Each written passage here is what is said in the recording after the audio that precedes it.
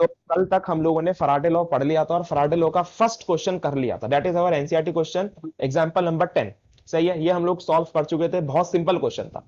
तो अगेन एक बहुत ही सिंपल सा क्वेश्चन है, देखना मैं ही पकड़ के सुनाता हूं, क्योंकि अभी बहुत सारे क्वेश्चन है जो तुम्हें करने हैं, तो स्टार्टिंग के मैं करवाता हूं। देखना, ए सॉल्यूशन ऑफ NiNO3 का होल ट्वाइस, ये हमारे पास कंपाउंड है, ये हमने डाल रखा है किसके अंदर, इलेक्ट्रोलाइसिस करने के लिए एक सेल के अंदर, is electrolysed between platinum electrodes using a current. ये देख रहे हो यहां से करंट कितना है हमारे पास, इट इज 5 एम्पियर।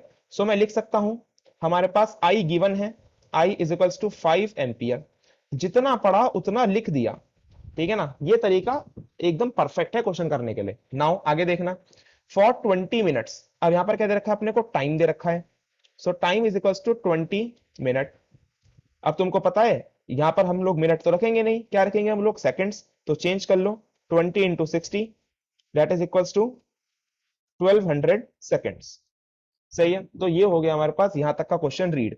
अब आगे क्या रखा है, व्हाट मास ऑफ निकल, क्या निकालना है अपने को, वेट निकालना है निकल का, will be deposited at cathode, cathode पे जो डिपोजिट होएगा।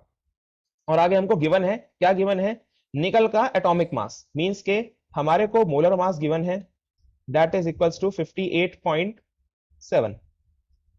सही है, और क्या रखा है, 1 फराडे, फराडे कांस्टेंट की वैल्यू गिवन है, ये तो तुमको पता ही है, 96500 फॉरेन 2014 का क्वेश्चन, सिंपल सा।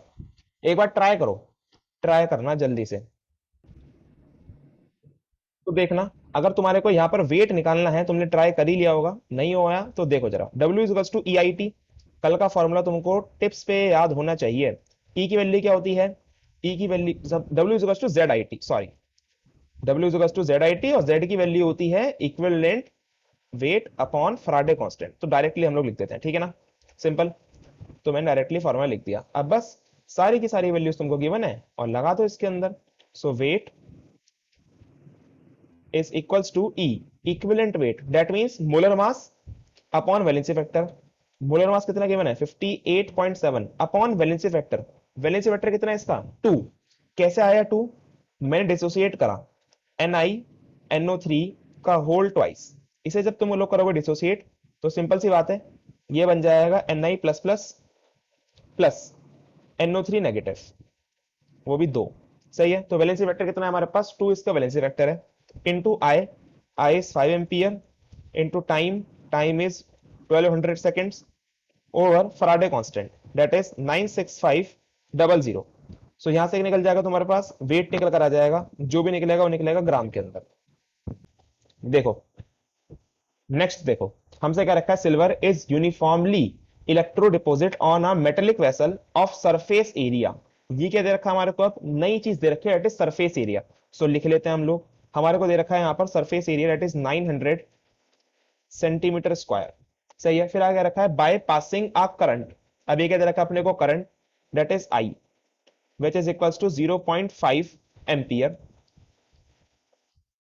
फिर आगे रखा है फॉर 2 आवर्स, अब यहाँ पर टाइम जो है दैट इज 2 आवर्स, अब घंटों में, लेकिन हमारे को इसमें चाहिए सेकंड्स के अंदर। सो 2 इंटू 60 से मल्टीप्लाई करी, चेंज हो गया मिनट में, इंटू 60 से मल्टीप्लाई करी, चेंज हो गया सेकंड में। So it is 12 6 72, so it is 7200। सही है, तो ये आ गया तुम्हारे पास, यहां तक पढ़ने के बाद इतनी मेरे को इंफॉर्मेशन पता चल गई। ठीक है, फिर आगे रखा है कैलकुलेट द थिकनेस, क्या निकालनी है अपने को, थिकनेस। सो मैं डिनोट कर रहा हूं थिकनेस को T से, thickness is equals to T, ध्यान रखना है स्मॉल t है यहाँ पर टाइम, और कैपिटल T है थिकनेस जो हमारे को कैलकुलेट करनी है। सही है, फिर आके रखा है given the density of silver, क्या दे रखी है अपने को, density, density means rho, rho is equals to 10.5 gram per centimetre cube. फिर आके रखा है and atomic mass of silver, मतलब कि यहां पर दे रखा है अपने को मोलर मास सिल्वर का, दैट इज 108। ये सारा का सारा गिवन है। अब दोबारा से एक बार क्वेश्चन रीड करो और देखो इसमें निकालना क्या है, तो देखना ध्यान से, अगर नहीं हुआ तो फटाफट से देखना। हमारे पास से सिंपल से मैंने डायग्राम बनाया, अब इस डायग्राम में है क्या, ये था व्हाइट कलर की मेरे पास कौन सी रॉड, इलेक्ट्रोड, ठीक है ना, और इस इलेक्ट्रोड पे यूनिफॉर्मली हमारे पास सिल्वर जमा हो गया। सो यूनिफॉर्मली का मतलब सब जगह से एकदम बराबर है, ठीक है ना, तो ग्रीन कलर का मेरे पास सिल्वर जमा हो चुका है। अब मेरे से कह रखा है डेंसिटी है हमारे पास वेट अपॉन वॉल्यूम, ये मेरे को पता है डेंसिटी गिवन है क्वेश्चन के अंदर। फिर हमसे कह रखा है थिकनेस निकाल के दो। अब थिकनेस का मतलब क्या है? थिकनेस का मतलब चौड़ाई, कि वो कितना चौड़ा है, डेट मीन्स हमारे को ये थिकनेस निकालनी है। अब थिकनेस कैसे निकालेंगे, देखना ध्यान से। सो अगर मैं वॉल्यूम को एक तरफ ले जाऊं और वेट अपॉन डेंसिटी ऐसे लिख दूं, किसी को दिक्कत कुछ नहीं होनी चाहिए। वॉल्यूम का फॉर्मूला क्या होता है? Length into breadth into height, simple phenomena है, सबको मालूम है। Wait upon density. अब हमसे देखना कहा गया इसका एरिया, तो एरिया का मतलब क्या है? Area means basically length into breadth. समझ रहे हो एरिया कैसे निकाल सकते हैं हम लोग? एरिया क्या होता है अपने पास? Length into breadth. तो मैं इसको कंबाइंड कर कर एरिया लिख सकता हूं, क्योंकि क्वेश्चन में मेरे को एरिया गिवन है। So area into height gives, क्या देता है मेरे पास? वो देता है मेरे पास volume. So area into height is equals to weight upon density. अब क्या किसी को यहां से आंसर दिखना स्टार्ट हुआ? मतलब कि मेरे को एरिया गिवन है, बिल्कुल गिवन है, डेंसिटी गिवन है, बिल्कुल गिवन है, और वेट मैं निकाल सकता हूं। कैसे निकाल सकता हूं? सब कुछ मेरे पास गिवन है वेट निकालने के लिए। देखना कैसे। W इज इक्वल्स टू, क्या होता है formula? E upon F I T, simple, ये होता है फॉर्मूला।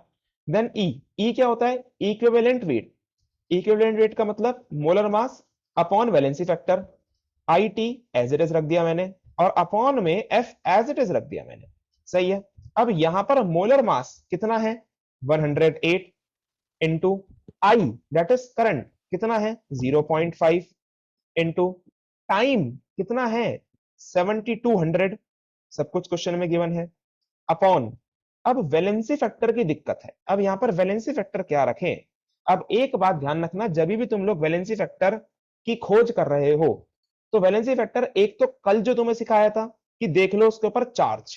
अब यहां पर तो केवल सिल्वर दे रखा है, सिल्वर के ऊपर कौन सा चार्ज होता है? तो यहां पर जो बेसिकली काम आने वाला है वो आएगा कंसेप्ट काम वैलेंसी का। समझ रहे हो? वैलेंसी फैक्टर निकालने के लिए तुमको वैलेंसी पता होनी चाहिए। सपोज सिल्वर है, अब सिल्वर जो है वो केवल और केवल एजी प्लस ही शो करता है। सिल्वर अपनी कोई और वैलेंसी शो ही नहीं करता, सिल्वर की वैलेंसी होती है केवल +1। सही है। तो इसका मतलब जो हमारे पास कंपाउंड होगा वो सिल्वर का +1 का कंपाउंड होएगा। तो वो कंपाउंड कुछ भी हो सकता है, it is AgCl, AgBr, AgF, क्योंकि यहां पर ऐसा कुछ मेंशन नहीं है कि सिल्वर जो है वो किससे निकाला गया है। ठीक है, कल को याद है ना, हम लोग यहाँ पे क्या डाल लेते? हम लोग यहाँ पर डाल लेते NaCl, देन उसके बाद Na डिपॉजिट हो रहा था। ऐसे ही लास्ट क्वेश्चन में हम लोग डाल रहे थे NiNO3 का होल ट्वाइस, तो उससे Ni निकल डिपॉजिट हो रहा था। तो यहां पर भी हम लोग क्या डालेंगे? कोई भी एक सिल्वर का salt, that means AgCl, AgBr या फिर AgF। अब तीनों में ही देख लो तुम्हारे पास क्या है? Ag की वैलेंसी है 1, तो यहां पर वैलेंसी फैक्टर ध्यान रखना सिल्वर के केस में हमेशा 1 ही होता है। सही है, इसमें किसी को डाउट नहीं होना चाहिए कि सिल्वर के केस में आपने 1 ही क्यों लिया, क्योंकि सिल्वर इसके अलावा कोई और वैलेंसी शो ही नहीं करता। सही है। और अपॉन में फराडे कांस्टेंट दैट इज 96500। तो यहां से तुम्हारे पास क्या निकल कर आ जाएगा? वेट निकल कर आ जाएगा, जो भी निकल कर आएगा ग्राम में निकल कर आएगा। भैया मेरे भी यही आ रहा है। तो हाइट पे कंफ्यूज मत क्या आ होना रहा है कि इस यहाँ बात? पर हाइट ही क्यों ली है। एक जो सेकंड एक आर्यन सेकंड का एक आ रहा है। सेकंड, रुक जाओ रुक जाओ रुक जाओ। तो बस यहां पर आप लोग हाइट में कंफ्यूज मत हो जाना कि यहां पर हाइट हम लोग h क्यों निकालना चाह रहे हैं। यहां पर बस वॉल्यूम का कंटेक्स्ट इतना सा है कि वॉल्यूम का मतलब होता है एरिया इनटू हाइट। अब यहां पर हाइट की जगह जब थिकनेस है तो हम क्या कर सकते हैं? कुछ नहीं कर सकते। तो इस क्वेश्चन के अंदर एरिया इंटू थिकनेस हम लोग मान लेते हैं। सो वॉल्यूम का अगर तुम लोग चाहो तो फॉर्मूला अपने आप लिख सकते हो, volume is equals to area into thickness. सही है। तो यहां पर जो भी वेट निकल कर आएगा वो तुम लोग कहां लगा दोगे? इस इक्वेशन में लगा दोगे। सही है। और इस इक्वेशन के अकॉर्डिंग हमारे पास जो वेट, जो थिकनेस है, मतलब कि मैं हाइट को क्या लिख रहा हूं? Height here is thickness that is T. सही है। So height here is thickness T. So now T को अगर मैं एक तरफ लेके चलूं, so T is equals to weight upon rho into area. Simple. Weight जो तुमने निकाला है कितना आया वेट, बताएगा कोई? 4 ग्राम। 4 ग्राम। चलिए अपॉन अप्रोक्सीमेटली है, देन उसके बाद रो रो और कितना ग्राम दिया नहीं मैंने? आया भैया। चलो अप्रोक्सीमेटली बोल तो दिया, कोई दिक्कत नहीं। 10 इंटू एरिया, एरिया कितना आया हमारे पास? एरिया है हमारे पास 900, सही है। तो भैया इसके रो हमारे हिसाब पास से 10.5 है। 10.5, चलो 10.5 रख लो। एक पॉइंट से क्या ही फर्क पड़ेगा, 10.5 सही है। तो तुम्हारे को मुद्दा समझ में आ गया, ठीक है ना, कि तुमको करना कैसे है। तो थिकनेस जो भी तुम्हारी आएगी, क्या कोई उसकी यूनिट बता सकता है कि थिकनेस की यूनिट कितनी आने वाली है? कि थिकनेस की यूनिट आएगी यहाँ पर सेंटीमीटर, बिल्कुल करेक्ट बताया, क्योंकि एरिया भैया भी 0.04 आएगा क्या आंसर? 0.04 लिख लो, जैसे तुम्हारी इच्छा, लेकिन बस यूनिट ध्यान रखना, यूनिट कितनी आएगी? यूनिट आएगी सेंटीमीटर। कैलकुलेशन अपने आप कर लेना, लो में लिख देता हूँ 0.04, ठीक है, चेक कर लेना, बाकी बच्चे भी अपने अपने हिसाब से, सही है। और यहाँ पर हमने भैया वेट लिखा 0.4। ठीक है, अरे लिख लो जो भी इच्छा है तुम्हारी, ठीक है। तो ये देख लो एक बार क्वेश्चन पूरा का पूरा करना। अब बस मैं तुम्हारे को फराडे सेकंड लॉ की कंडीशन बता रहा हूं, ठीक है, और तुम लोग अपने आप ही बता दोगे कि भैया इसका लॉ क्या है, सही है। तो देखने इसके अंदर कंडीशन क्या है। सो कंडीशन ये है कि हमारे पास बहुत सारी सेल्स, अब तक क्या थी हमारे पास? केवल एक ही सेल थी, ठीक है ना, सबके अंदर एक के अंदर करंट दौड़ रहा था। लेकिन हमने क्या करा, अपने को एक नहीं चाहिए, हमारी ये फैक्ट्री बहुत बड़ी फैक्ट्री, अपने को अलग अलग अलग अलग मेटल निकालने हैं, ठीक है ना, अलग अलग मेटल का वेट निकालना है अपने को। तो मैंने क्या करा, एक ही तार ली, वो सबके अंदर घुमा दी। मतलब कि यहां से देख रहे हो, ये थे मेरे पास बहुत सारी सेल्स, तो इसके अंदर जो हमारे पास बैटरी लगी हुई है, वो केवल एक ही बैटरी लगी हुई है, ये रही बैटरी, सही है। और इस बैटरी को ही मैंने 3 सेल्स के अंदर कनेक्ट कर दिया। तो क्या कोई बताना चाहेगा इन तीनों सेल में सेम क्या रहने वाला है? और ये बता दो, भैया वोल्टेज। वोल्टेज नहीं, नहीं नहीं नहीं, ये तीनों की तीनों सेल लगी हुई है सीरीज के अंदर, तीनों तो की भैया तीनों करंट सेल मिल लगी हुई है जाएगा। भैया सीरीज के करंट अंदर। सेम रहेगा, voltage same different. Current same बिल्कुल रहेगा भैया। बिल्कुल बिल्कुल, voltage of different. Course of course of course, कि अगर हमारे पास बहुत सारी cell, n number of cell series के अंदर लगी हुई होती हैं, तो उनके अंदर क्या होता है? करंट सेम रहता है। सो यहाँ पर लिख दिया मैंने, यहाँ पर आएगा आई सेम, ठीक है ना, ये मैं सोचना कि इंग्लिश का फ्रेज लिखा हुआ है आई सेम। सो यहाँ पर करंट हमारे पास क्या रहेगा? सेम रहेगा। सो अगर करंट सेम है तो क्या कह सकता हूं मैं? फॉर्मूला है W = ZIT, सब में करंट सेम है, टाइम सेम है या नहीं है, बताओ जल्दी से। हाँ भैया।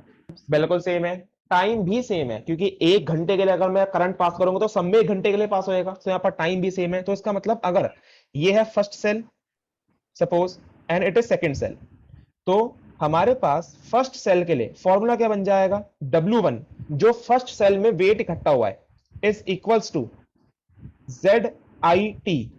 यहां पर आई सेम है, टाइम सेम है, चेंज क्या होएगा? चेंज होएगा Z। क्या कोई बताएगा मेरे पास Z क्यों चेंज हुआ, जल्दी से? भैया वैलेंसी, भैया वो क्या नाम, का मोलर मास लगेगा भैया, वैलेंस भी of course of course of course, बिल्कुल सही, क्योंकि यहां पर जब मान लो मैंने यहां पर डाला सिल्वर Ag, यहां पर डाला कॉपर, और यहां पर डाला जिंक, सिल्वर की वैलेंसी +1, कॉपर की वैलेंसी +2, जिंक की वैलेंसी अगेन +2। तो यहां पर अगर तीन अलग अलग है, मैं स्टार्टिंग में दो ले रहा हूं, ठीक है ना। तो सिल्वर का एटॉमिक मास तुमको मालूम है, अभी पीछे आया था 108, सही है। कॉपर का एटॉमिक मास तुमको मालूम है, दैट इज आई थिंक 63.5, सही है ना। अगर गलत हो तो दिक्कत मत लेना। हाँ हाँ, तो बिल्कुल सही तुमने आंसर दिया है कि हमारे पास Z चेंज क्यों हो रहा है, क्योंकि Z का फॉर्मूला होता है E/F। F बोले तो फराडे कांस्टेंट, ये तो भूल जाओ, F तो चेंज होगा नहीं। चेंज क्या होगा? चेंज होगा हमारे पास E बोले तो इलेक्ट्रोकेमिकल इक्विवेलेंट, इसकी वैल्यू होती है molar mass upon valency factor. So molar mass change हो रहा है, देख लो फर्स्ट वाले के भैया अंदर मोलर मास इक्विवेलेंट कितना वेट हुआ है। है? हाँ ई इक्विवेलेंट वेट हुआ है। हाँ हाँ, इक्विवेलेंट वेट ही तो बोला है। अच्छा चलो कुछ और बोल दिया होगा, सॉरी। तो इक्विवेलेंट तुमने वेट बोला चेंज होगा, इलेक्ट्रोकेमिकल इक्विवेलेंट। अच्छा वो इलेक्ट्रोकेमिकल इक्विवेलेंट तो Z होता है, ठीक है। सो E है इक्विवेलेंट वेट, जिसकी वैल्यू होती है molar mass upon valency factor. Molar mass देख लो चेंज हो रहा है, सिल्वर का मोलर मास 108, कॉपर का मोलर मास 63.5, और इनका वैलेंसी फैक्टर भी चेंज हो रहा है, दैट मींस उसका वैलेंसी फैक्टर है +1, कॉपर का वैलेंसी फैक्टर है +2, ठीक है। तो इसका मतलब हम लोग कह सकते हैं कि अगर फर्स्ट वाले के अंदर ये इक्वेशन चल रही है, तो सेकंड वाली में क्या इक्वेशन चलेगी? W2 = Z2IT, सही है। So W1 upon W2 is equals to Z1 upon Z2। So बस इतना सा ही था तुम्हारा फराडे का second law. So Faraday law is second law is nothing but a advance conversion of Faraday first law. सही है, फराडे फर्स्ट लॉ की बस एक एडवांस फॉर्म है और कुछ नहीं है फराडे का सेकंड लॉ। देख लो जल्दी से। तो प्रैक्टिकल इंप्लीमेंटेशन क्या है? तो प्रैक्टिकल इंप्लीमेंटेशन के लिए सोचना तुम लोग बहुत बड़े इंडस्ट्री के मालिक हो और तुम्हारी इंडस्ट्री के अंदर बहुत सारी वो लगी हुई है मशीनें।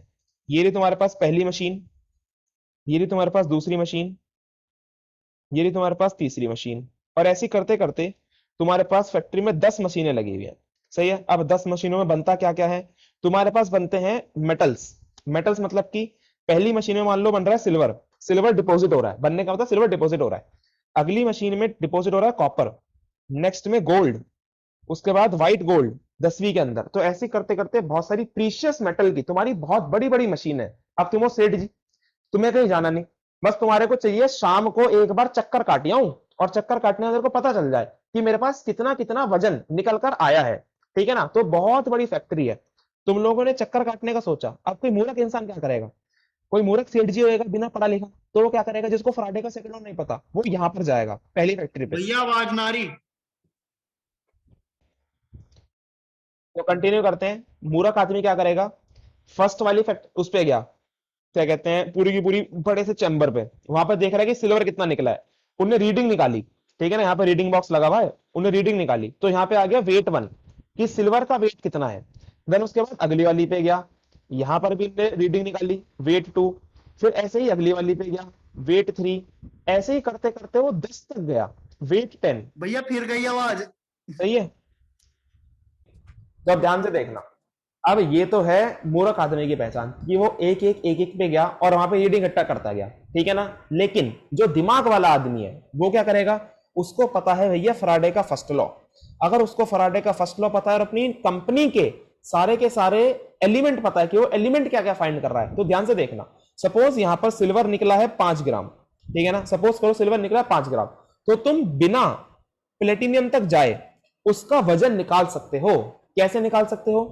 सपोज W1 है 5 ग्राम, अपॉन तुमको W2 निकालना है, समझ रहे हो, W10 ले लेते हैं हम लोग बिना कंफ्यूजन करे, ठीक है ना, W10 निकालना है, is equals to Z1। Z1 बोले तो equivalent weight upon valency factor. सही ना, इक्विवेलेंट, सॉरी क्या बोल रहा हूं, this equivalent weight upon Faraday constant. So यहां पर भी क्या आएगा? Equivalent weight upon Faraday constant, equivalent weight upon Faraday constant. Faraday constant की वैल्यू है सेम, वो कैंसिल आउट हो जाना है, ठीक है। तो ये हमारे पास बन के आ गई इक्वेशन। तो अगर तुमने इसको और सॉल्व करा, तुम्हारे पास आ जाएगा W5 upon W10 is equals to पहले वाले का इक्विवेलेंट वेट, मतलब कि सिल्वर का रखोगे मोलर मास जो कि तुमको पता है, अपॉन में सिल्वर का वैलेंसी फैक्टर 1, अपॉन यहां पर रखोगे प्लेटिनियम का मोलर मास जो कि तुमको पता है, अपॉन प्लेटिनियम का वैलेंसी फैक्टर, इसका होता है 2। सही है, तो क्या तुम यहां से W10 नहीं निकाल सकते?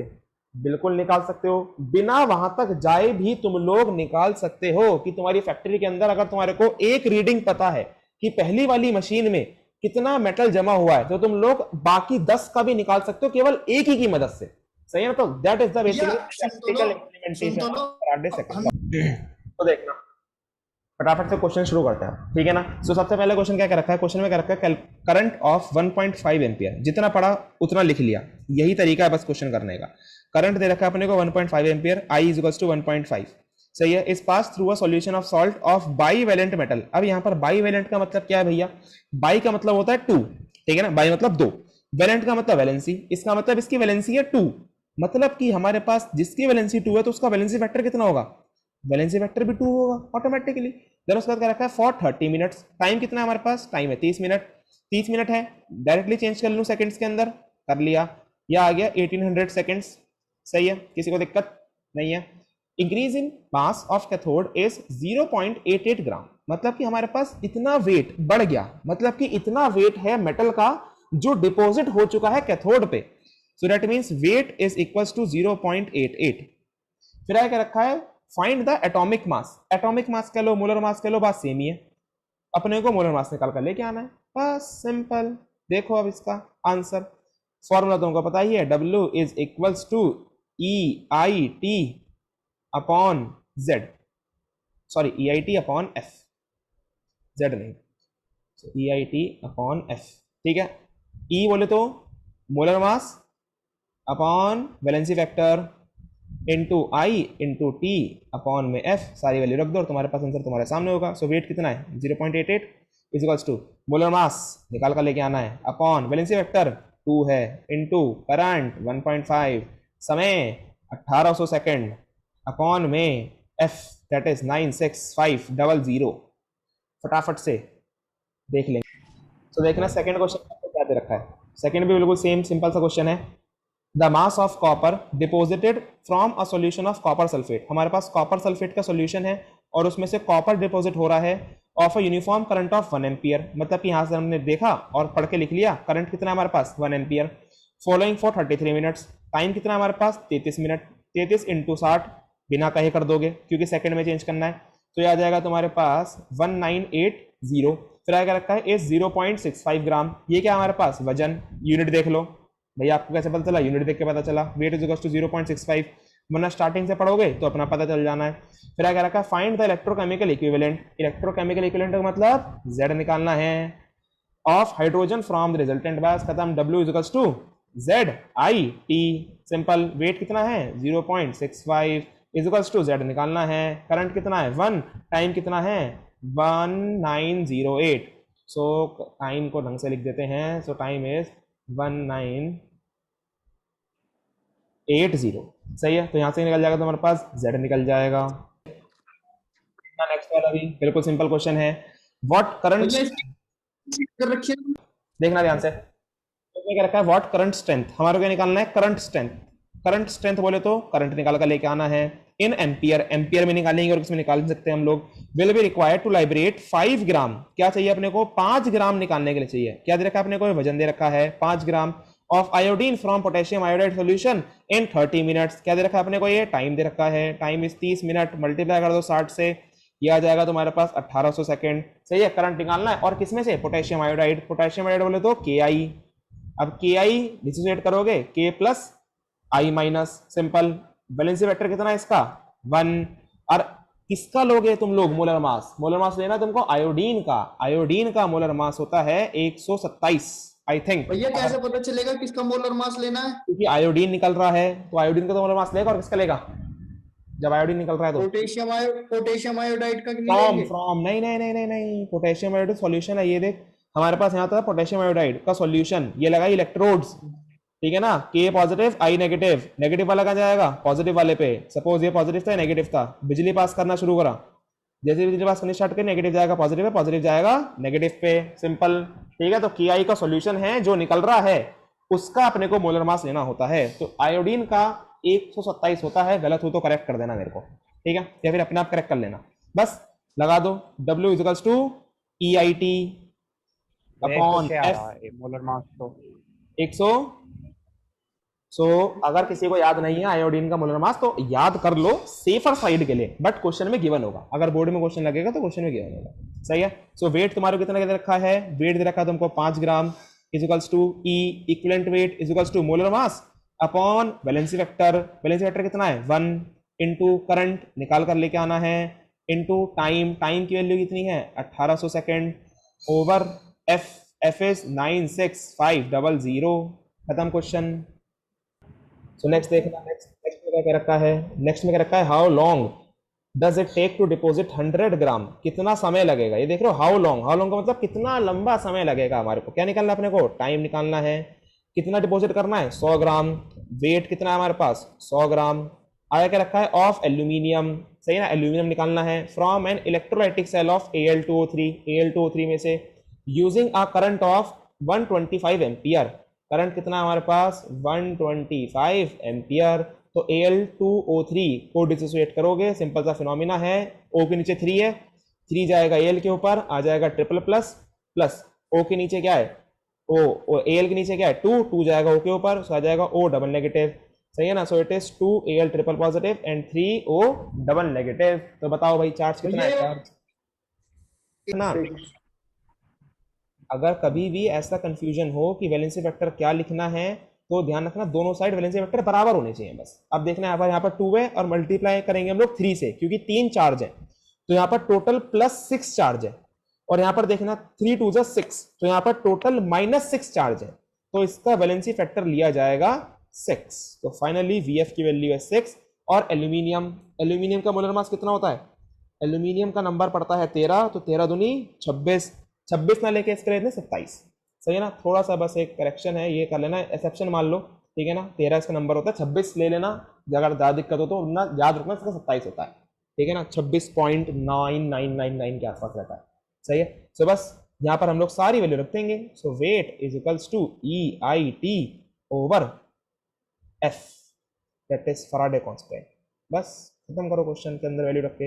वेट कितना है? 100 gram is equals to E बोले तो equivalent weight, that is equals to molar mass upon valency factor into current. Current कितना है? 125 एम्पियर इनटू टाइम निकालना है, upon F, Faraday constant is 96500। तो जो भी तुम्हारे पास टाइम निकल कर आएगा सेकंड्स में, देख लो। तो यहीं तक से बस क्वेश्चन। तो आई होप तुम लोगों को कुछ नया सीखने को मिला होगा, सही है। सो कल को बस एक बार रिवाइज करके आ जाना, और एक होमवर्क नोट डाउन कर लो। होमवर्क है quantization of charge. Quantization of charge तुम लोग पढ़ चुके हो फिजिक्स के अंदर, चैप्टर नंबर 1 के अंदर, तो उसको बस एक बार रिवाइज कर आ जाना, क्योंकि कल को फिर मेरे को ये बताना नहीं पड़ेगा, ठीक है ना। क्योंकि कल को हम एक टॉपिक पढ़ेंगे, फैराडे कांस्टेंट की वैल्यू कैसे निकलती है, तो उसके अंदर क्वांटाइजेशन ऑफ चार्ज का इंपॉर्टेंट रोल है, सही है। तो एक बार इसको रिवाइज कर आ जाना, मुझे पता तुम लोग पढ़ चुके हो, सही है ना। Q = NE वाला फॉर्मूला, सही है। तो चलिए जी, बाकी करेंगे हम लोग कल।